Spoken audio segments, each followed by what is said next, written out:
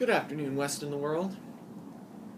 Imagine, if you will, my horror earlier this week when I realized that I got so busy last Thursday that I had forgotten to make a review video for our discussion last Thursday. So today I'm going to try to make a review video that covers the last two lectures on the world between the wars and World War II. Rather than try to sort of walk sequentially through them, I think perhaps we should focus on a few themes. The first theme we should think about is why is it that World War I and World War II can be thought of as the same war? What are the linkages, the commonalities that exist between them?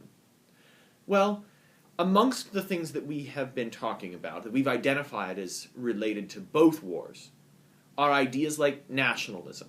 We understand the ways in which that fed into World War I by building up the rivalry of states, but we see it also in the build-up to World War II, particularly articulated in Hitler's vision of Lebensraum. But why else are they the same war?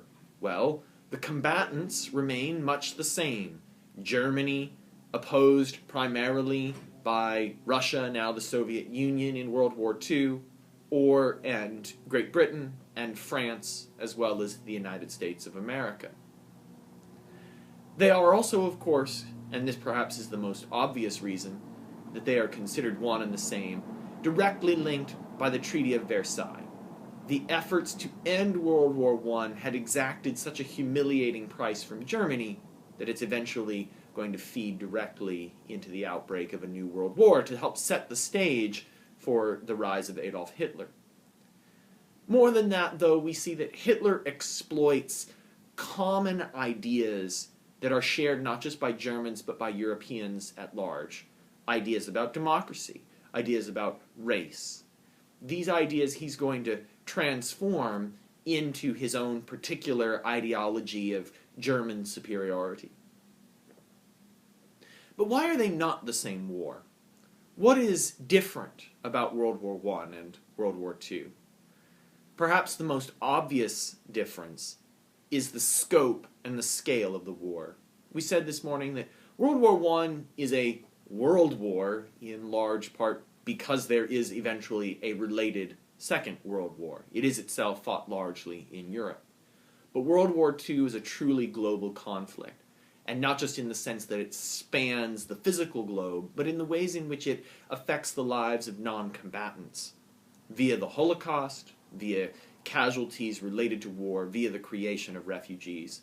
Fought in Africa, Asia, Europe, on all of the world's oceans, and including in places like Australia and North America.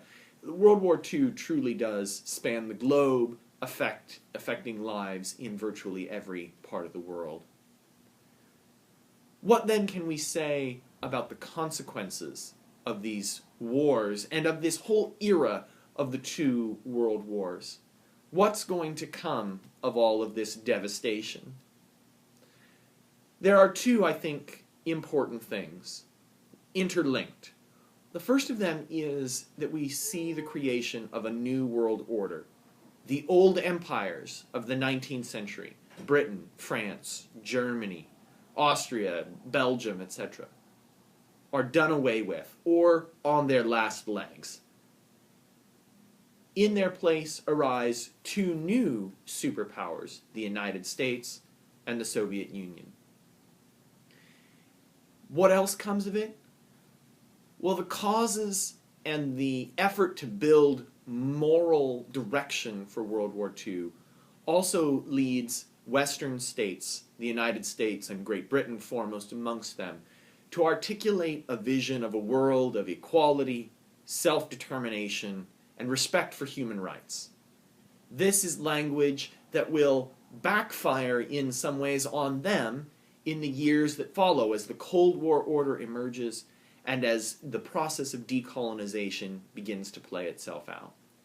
These are themes that we'll be exploring after Thanksgiving. So enjoy your break. I'll see you back here next Tuesday.